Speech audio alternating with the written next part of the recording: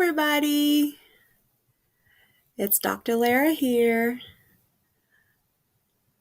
Hey everybody, it's Dr. Lara here. Sorry, if it was a little slow to start, I'm using a new technology, so hopefully, if all is going well, I am streaming across multiple platforms right now, which is super exciting because I love maximizing time and efficiency. So today I want to bring you a really quick message about the 3 things that my clients are doing right now to really maximize their energy levels, gain clarity, and motivation.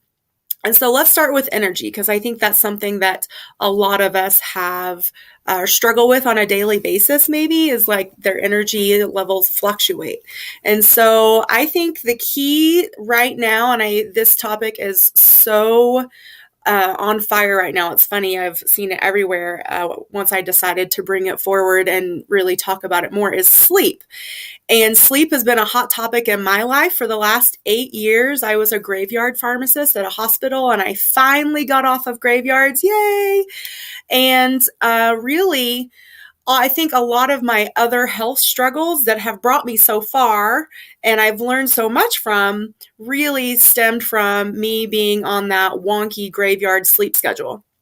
And so even if you're not a graveyard or shift worker, sleep is so damn important, because while we're sleeping, our body is recuperating, our body is healing, our brains are rearranging our thoughts and our synapses and our memories and our experiences.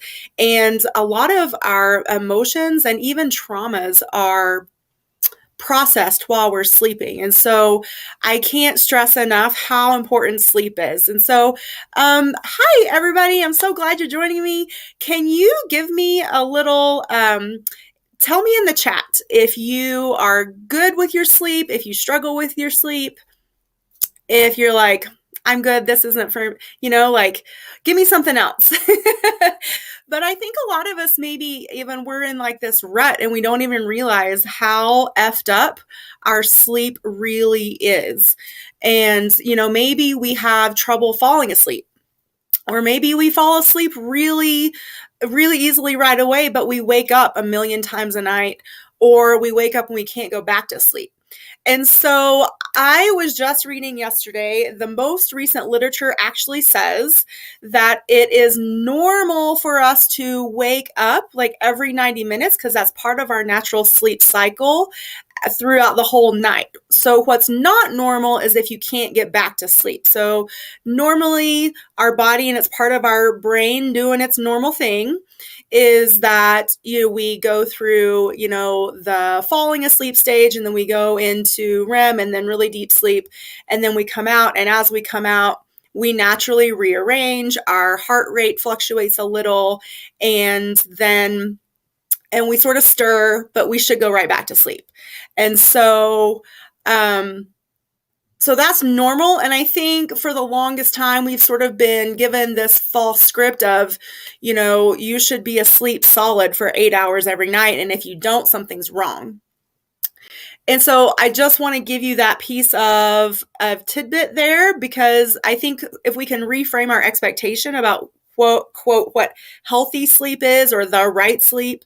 And again, just like health, sleep is different for everyone. And so I know for me, I actually am that person that will get that second wind right around bedtime. And so I have to really focus on my nighttime routine so that I'm not up until, midnight or 2 a.m. And even with my new, quote, healthy and normal sleep schedule, I was always that person that considered myself to be a night owl, because I would get that second wind and I would take advantage of it. I would read, I would do all these things. And so there's the classic sleep hygiene stuff that we're all told, and those are helpful.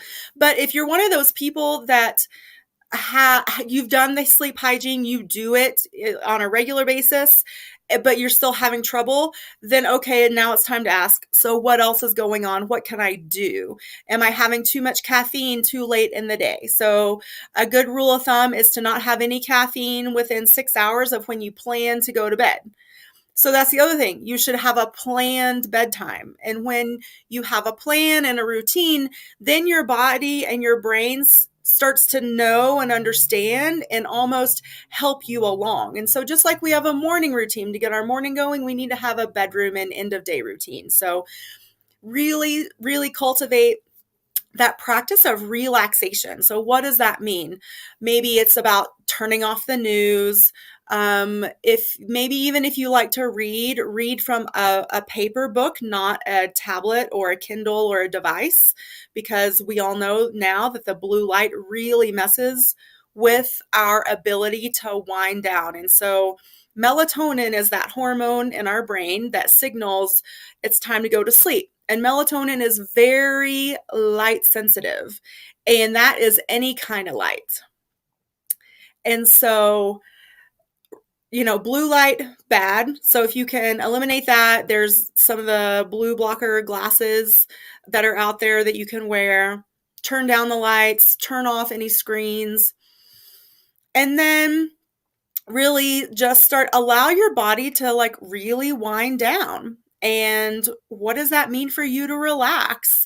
Maybe it means you need to do a thought download and to journal before bed. Maybe you're one of those people that has a racing mind. I know that's something that I struggle with too sometimes is, I can be totally sleepy, but excuse me, my mind is just going a million miles a minute with all these thoughts. And so a really helpful tool for that is to just write all those thoughts down. And then once they're out, it's really amazing that our brain is like, okay, they're over here now. Now we can really calm down and get ready for sleep. And so I don't want to take up a lot of your time today. I know we're all super busy, but I did want to bring to the forefront how important sleep is and that melatonin factor. So a lot of people take melatonin for sleep, and there are some drugs, there are some supplements, and there are some dietary influences that can actually inhibit our melatonin production. And we can talk about that in a later live stream. But I just want you to know today that light definitely influences your body's natural production of melatonin, which is going to influence how your body actually starts to get ready for sleep. And so let's say you're in your bedroom and maybe there's some blue lights or some LED lights from some devices or any of that. You got to block all that out too, because let's say that could be part of your problem if you're waking up in the middle of the night. Even if your eyes catch any of those lights, it could be just enough to trigger your brain and that melatonin to decrease in your brain to wake up. And then that's going to make it harder for you to go back to sleep. And so these are just little things, but they can be so significant. So I really want you guys to, even just this week, sort of pay attention to your sleep. How do you feel when you wake up in the morning? How easy was it for you to go to sleep? How rested do you feel? Were you tossing and turning more than you normally do? Was it too hot? Was it too cold? Were there spouses or partners in the bed? Were there dogs or cats in the bed that maybe kept you up? All of these things, because again, our sleep is when our brain and our body heals and really allows for recuperation. Sorry, I have a little frog in my throat. All right. So the next thing that my clients are really seeing a lot of progress with today is clarity. And I think a lot of that's kind of can be kind of vague, which is kind of ironic for the word clarity. But what is clarity? So clarity is actually our brain's natural state. And one might argue, no, our brain's natural state is full of thoughts all the time. Well, that could be your brain's natural state of mind clutter, but the true natural state, what we call in the zone, is clarity. But how do we get there? And so again, I mentioned thought downloads and journaling, and that's a fantastic tool. And it doesn't have to take forever.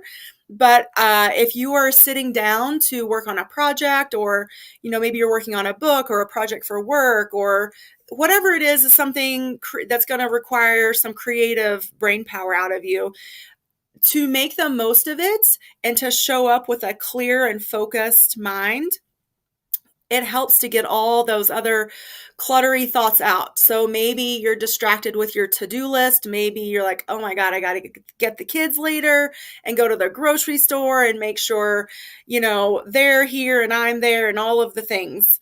And it really distracts you from your most productive self. So, what keeps you from having that clarity? Maybe we don't even know. Maybe it's anxiousness. Maybe it's worry. Maybe it's, again, just like wanting, you have so much going on in your head that you can't even focus and you don't even know like what your goals are, what you want to work on. And so I encourage you again today to be open to what clarity would look like. Like, what does that mean for you? Because it can mean something different for everyone. So really, once you are well rested and you show up for your day feeling good and you're not like totally reliant on caffeine or stimulants to even like keep your eyeballs open, then our next step is, okay, let's get clear. So I like to start my day with just a quick thought download, like whatever's rumbling around up there, I get it out on paper. And then I ask myself, okay, like, what do I want to work on today? What do I want to focus on? And for me also, I do a practice called Monday Hour One. You can Google it. It's a program through the Life Coach School, which I'm a student of, or the Self-Coaching Scholars. And it really sets out a great way to plan your week and all your to-dos. And so check that out if you're curious about it. But in general, you can do this just again every day and approach every day as if it's brand new, or maybe you're working on more of a long-term project. And so you need to plan out each step. And so I will do my thought download and I will look at my calendar for what I planned out for the week. And all of these things are tools for clarity and keeping yourself focused and on track. And I think it's helpful too to not let yourself get so distracted or thrown so off course, because I think even more today than these times today than any other, it's so easy for us to get distracted. What's going on in the news? What's going on in our community? What's going on with COVID or any of these things, natural disasters, weather, hurricanes, earthquakes. We just had an earthquake here yesterday in California where I am. And so really having that clarity is so helpful for you to be productive, for you to feel connected with your life. I think a lot of us also sort of go through every day like feeling so pulled in a million different directions that we don't even really feel connected, or what a lot of people call on purpose. And like, what is your purpose? That's a big sort of, term in the self-help world. So I really encourage you again this week. So the first assignment was to get in tune with your sleep. Just start paying attention. How are you sleeping? Again, what's interrupting it? What's making it good? What's making it not so good? And now, second step, clarity. What does that mean for you? Do you feel clear every day about these are the things I'm going to do and this is how I'm going to go about my day? Or are you super easily distracted and fragmented and pulled in a million different directions?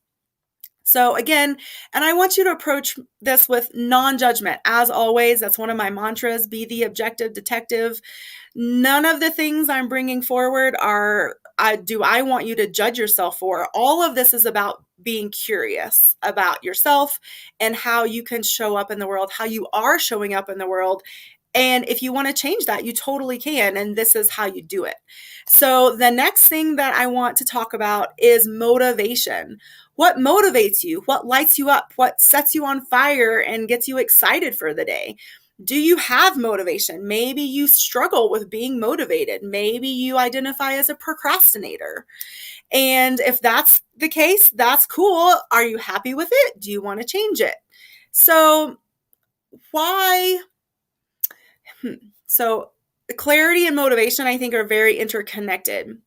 So we've already talked about the thought download. And so what are your thoughts? And so let's say that you have a project or something, a goal that you want to work towards, but you're really struggling with motivation. So maybe it's losing weight, or maybe it's eating a certain way, or maybe it's changing something about your health. But you're like good for a day or two and then you fall off the wagon. Or some days you don't no watermelon before bed. I love that. Hey, Jamie. Yeah, so maybe for you, Jamie, it's that sugar that just gives you that little bump, because watermelon's fantastic, but it is full of sugar. So yeah, maybe make that your morning watermelon instead of your bedtime watermelon. Anyway, sorry, I squirreled. Um, so back to motivation. So again, what is that thing that you want to work on, you want to be successful at, but you just struggle? It's a back and forth. So first step, what are your thoughts about your circumstance? So do you want to lose weight? Do you want to heal a health problem? Maybe you're just at the beginning stages of diabetes and you know that you can turn it around so that you're not on meds and insulin, but you really love that sugar, or you really love those carbs, or, whatever it is, your quote thing. We all have our things. And so I want you to write down all of your thoughts, good, bad, whatever they are, just write them all down, get them all out. And then I want you, with that list, to make another list of what are your feelings when you think these thoughts? Because we have to get clear about what these are so because we have the power to change them. And the key to not struggling through change or struggling with any of our goals or motivations is clarity. And so we want to be in alignment. When you're in alignment, that motivation comes naturally.